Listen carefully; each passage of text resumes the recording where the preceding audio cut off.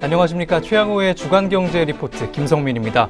오늘은 조금 특별한 시간 한번 가져볼까 합니다. 다음 주에는 세계의 만남이죠. 트럼프 대통령과 김정은 위원장 간의 북미 정상회담이 싱가포르에서 열립니다. 70년이 다 돼가는 적대적인 분단을 넘어서서 남한과 북한 그리고 주변 국가들의 한반도 평화 안착을 위한 과정이 착착 진행이 되고 있습니다. 통일이 남북 간의 통합을 넘어서서 국가 발전 전략의 초석이 되기를 한번 바라봅니다. 오늘도 최양호 현대경제연구원 고문 나와 있습니다. 고문 안녕하세요. 네, 반갑습니다. 오늘 진짜 재미나는 얘기입니다. 통일이 되면은 어떠한 법적인 그런 다툼과 또 법적인 일들이라는가 오늘 진짜 이 채널 고정하셔야 됩니다. 오늘 기대해 주십시오. 네, 오늘은 남한과 북한 간의 심화되어 온 정치 사회적인 차이와 이를 반영한 법제도상의 큰 차이에 대해서 한번 알아보는 시간 가져보도록 하겠습니다. 향후 통일에 있어서 예상되는 사회적 혼란을 방지하고 안정적인 통합국가로 연착륙을 하기 위해서는 분단 상황으로 발생한 가족관계 그리고 재산관계 등을 규율할 수 있는 법제도의 정비가 필요한 상황입니다. 오늘 도움 말씀에는 특별히 법무법인 나눔 소속의 박원현 변호사 오셨습니다. 변호사님 안녕하세요. 안녕하십니까, 박원현입니다. 예, 반갑습니다. 네, 지금부터 본격적으로 통일 이후의 법제도에 관한 얘기 한번 살펴보도록 하겠습니다. 변호사님이 서울지방변호사회 이제 통일법제특별위원회 위원으로 활동하고 계신데 어떤 일 하고 계시나요? 예, 그렇습니다. 서울지방변호사회에서는 지금 지난해부터 서울지방변호사 회장이신 이찬희 회장님께서 통일에 대한 문제를 굉장히 중요시하게 생각하시고 통일법제특별위원회를 이제 별도로 구성하셨습니다.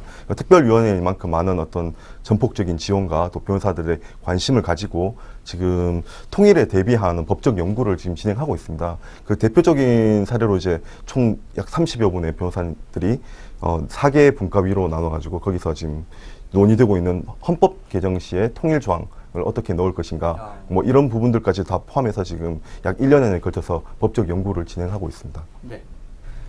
이게 통일이 되면 이제 법체제상으로 문제가 되는 부분들이 좀 많아질 것 같은데 어떤 것들이 있을까요, 변호사님? 예, 사실 뭐 통일이 된다면 모든 면에서 법적인 우리나라뿐만 아니라 북한과에 관련된 모든 법적인 문제가 다 문제가 될 수 있겠죠. 그렇지만 네. 통일의 방식에 따라서 크게 네. 뭐 여러 가지 뭐 우리가 흔히 말하는 흑수 통일 방식도 그렇죠. 있을 것이고 아니면 남북 간의 이제 조약에 의해서 합의에 의해서 예. 합의한 어떤 통일이 방식이 있을 텐데 네. 그걸 떠나서 결국에는 하나의 나라로 이제 통합되는 그렇죠. 그런 게 통일이 아니겠습니까? 네. 그럴 때 발생할 수 있는 것들이 결국에는 우리 통일된 한국이 북한이 지고 있는 뭐 채무, 그러니까 빚이죠. 그렇죠. 북한의 빚을 우리가 떠안아야 되는가? 네. 그리고 또 북한이 맺었던 어떤 불합리한 조약들이 있다면 네. 그런 조약도 우리가 그대로 떠안아야 되는가? 네. 그리고 또 북한 내 이제 6.25 당시에 네. 우리나라로 월남하셨던 많은 분들이 계셨지 않습니까?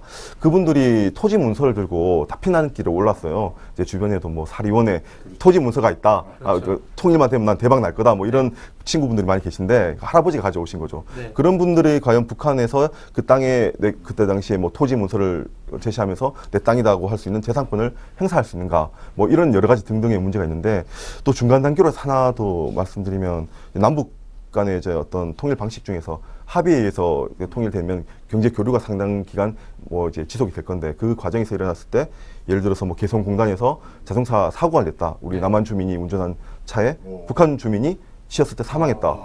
그러면 그 사람에게는 그 보험금을 북한에 있는 보험회사 기준으로 줘야 될 것이냐, 우리 남한의 기준으로 줘야 될 것이냐, 그럼 법원을 어떻게 해야 될 것이냐, 이런 복잡한 문제들이 있겠죠. 질문이 하나 있는데요. 네.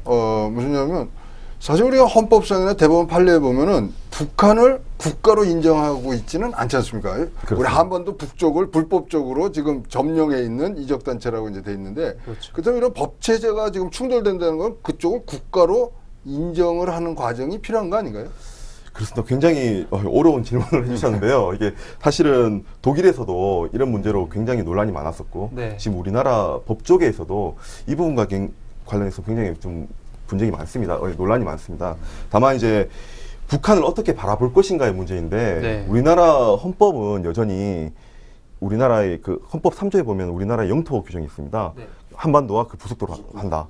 그 뜻은 한반도란 뜻은 지금 압록강부터 두만강 이남까지 영토를 전부 우리 대한민국의 영토로 보는 거예요. 그러니까 우리가 지금 그 휴전선 이북 지역에는 우리 행정권을 이제 행사를 못 하고 있는데 네. 그 지역을 불법적으로 지금 북한 당국이 점령하고 있는 네. 반국가 체제라고 보는 거고 국가로서도 아직 인정하고 있지 않습니다. 다만 우리 또 동일하게 헌법 4조에 보면 평화 통일 조항이라는 게 있어요. 네. 예, 평화적으로 통일을 지향해야 된다. 그럼 이걸 어떻게 해석해야 될 것인가에 대해서 북한의 지위에 대해서 이제 특수론적으로 좀 바라보는 시각으로 네. 통일과 관련됐을 때는 내부적으로 통일을 지향하는 어떤 협력적인 관계다.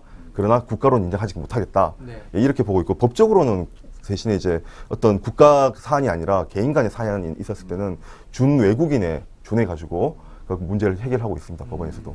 야, 오늘 진짜 재밌겠네요. 그러네요. 그죠? 정말 흥미로운 이거 주제이기 흥미롭고, 때문에. 이제 우리가 굉장히 통일에 대해서 지금 감성적으로 많이 가거든요. 통합하고 그러는데, 진짜로 네. 우리가 철저한 이 냉철한 이성으로 네. 우리가 접근해야 되는 그 중에서 제일 중요한 법 얘기. 네. 오늘 진짜 채널 돌리시는 분 손해입니다. 네.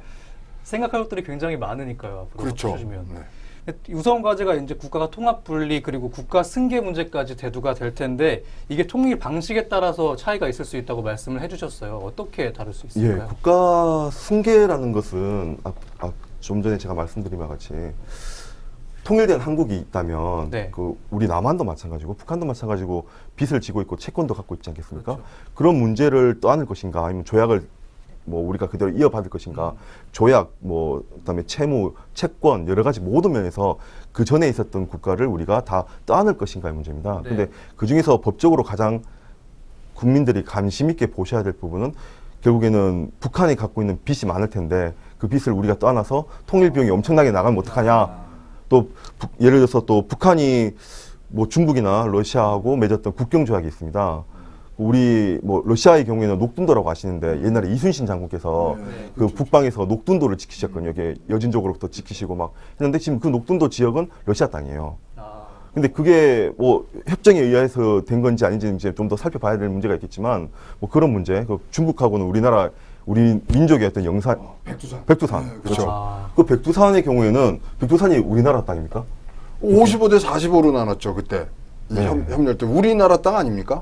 근데 영토 조약을 해서 55대 45로 좀 나눠 가진 걸로 알고 있는데. 제 마음속에도 백두산은 우리 애국가에도 나오잖아요. 예, 우리나라 땅이어야 되는데 1960년대 그 김일성 뭐 주석이라고 해야 되겠네요. 예, 김일성 주석이 북한의 김일성 주석과 중국 측의 외교 당국자들 간에 이제 협약을 맺어 비밀 협약입니다. 협약을 맺어서 백두산을 경계로 해서 국경지역을 맺었는데 백두산 지역의 55%는 중국이, 45%는 북한이 그렇죠. 가진 조약을 맺었어요. 근데 그게 1990년대까지도 우리나라하고 다른 나라도 다 몰랐습니다. 네. 그러다 우연찮게 중국 지역을 여행 갔던 여행가가 뭐 중고 서적집에서 그걸 책을 우연히 발견했는데 그런 조약집이 들어있었던 거예요. 그리고 나서나 그 비밀 조약이 세상에 드러났던 겁니다. 아, 근데 이런 것들을 다 뭐 규제하고 통제하고 하는 어떤 국제법은 없나요? 국제법이 있어서 그 체제하에서 이거 돌아가야 되는 거 아닌지 모르겠는데. 그렇습니다. 국제법이 있으면 참 거기에 따라서 우리도 지켜 나가면서 뭐 우리가 채무를 부담하지 않아도 되면 안 해도 되고 또 조약을 또 함께 실으면 안 해도 되는데 국제적인 어떤 조약들이 사실상 규범화된 건 없습니다. 뭐 발효된 게 있다고 하더라도 선언적인 의미에 불과하거나 우리가 아직 발효가 되지 않은 어떤 유엔에서의 결의 같은 것들이 있는데 그런 결의를 가지고 저희가 지킬 필요도 없고 우리가 지킨다고 해서 다른 나라가 인정하는 것도 아닙니다. 결국에는 국제적인 어떤 관습법이 있는 것이냐, 뭐 통용되는 일반적으로 그런 걸 살펴봤을 때 그런 부분들은 이제 채무와 관련된 부분 그리고 조약을 승계하는 부분에서 각각 별도로 나눠서 좀 말씀을 드려야 되겠습니다. 국제 조약도 한번 봐야 될 것 같습니다. 북한이 이제 독립된 국가로서 이전에 체결한 조약들은 어떻게 되는 건가요, 변호사님?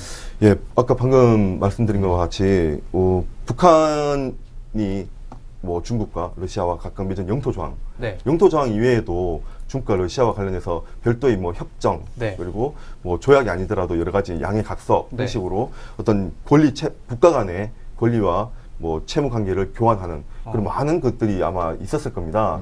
지금 중국이 뭐 북한의 경제력에 상당한 영향을 미치고 있지 않습니까? 그렇죠. 근데 그들과 관련된 어떤 조약이나 협정, 각서 이런 것들은 상당 부분 지금 세상에 드러나 있잖아요. 아. 근데 저희가 뭐 뭐 정확하게 파악한 바는 아니지만 뭐 저희가 지금 뭐 저런 뭐 정보기관이라든가 네. 뭐 다른 학교의 논문을 통해서 이제 간접적으로 접하는 부분을 보면 서해 바다의 경우에 뭐 어업권을 뭐 중국이 뭐 몇십 년 동안 가지고 있기 때문에 그래서 지금 보면 중국 어업선들이 연평도 쪽으로 와서 하다가 그렇죠. 북한으로 돌아가는데 북한에서 단속을 안 하는 거예요. 그렇지 않습니까? 뭐 그런 협정들이 수없이 있을 것인데 그럼 그런 것들을 우리가 일반적으로 받아들여야 되는 것이냐 그렇게 봤을 때 사실은 받아들이지 않아도 됩니다.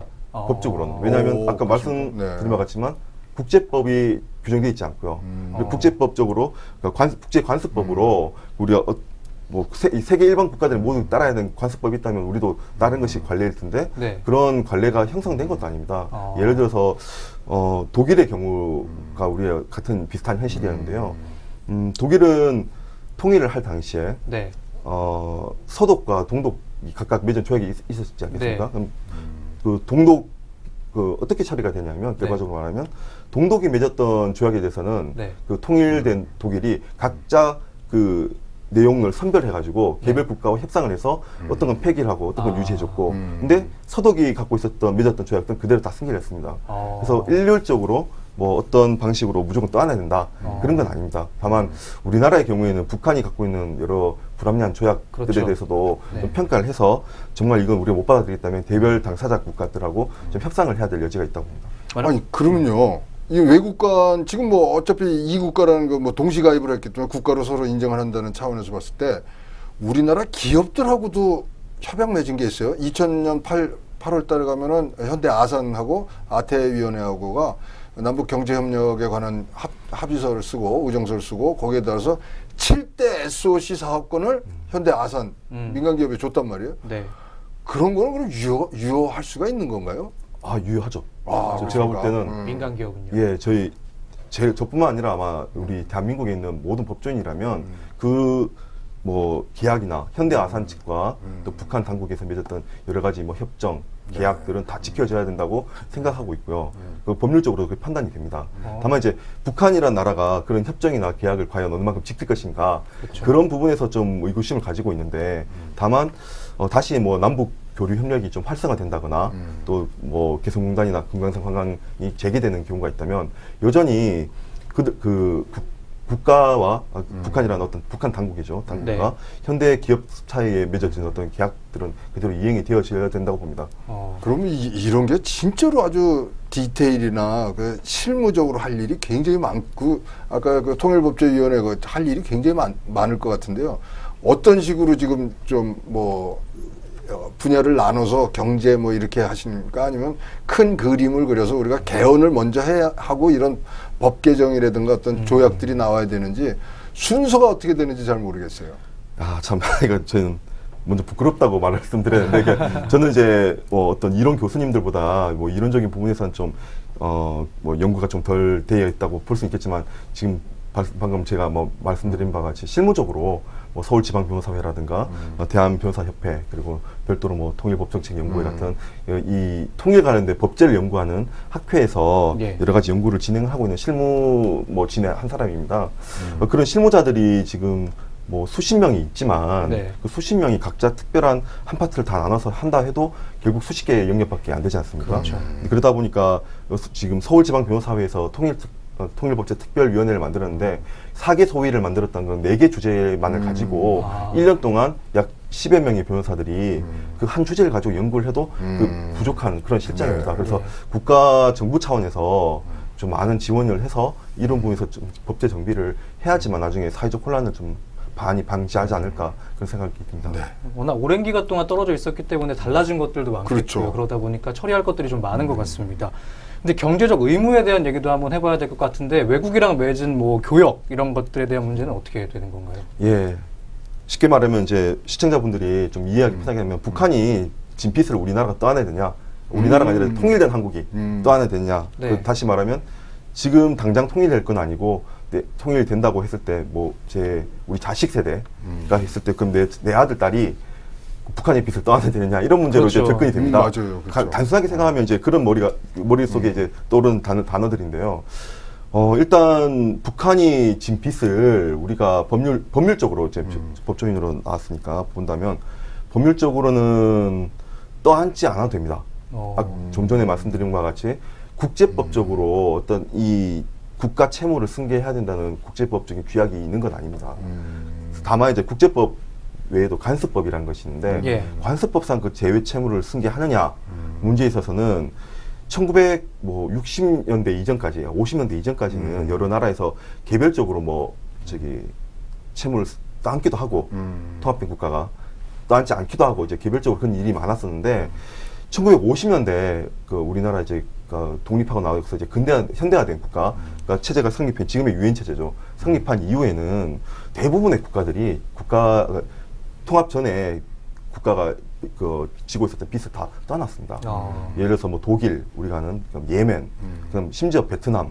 베트남의 경우에는 무력으로 북베트남이 남베트남을 침공해서 점령했음에도 불구하고 그렇죠. 남베트남이 갖고 있었던 대외 채무를 그대로 승계해서 빚을 갚아줬습니다. 그 뭐 빚 안 갚아주면 핵 미사일 쏜다 이러면 좀 해결이 쉽지 않을까? 그거 굉장히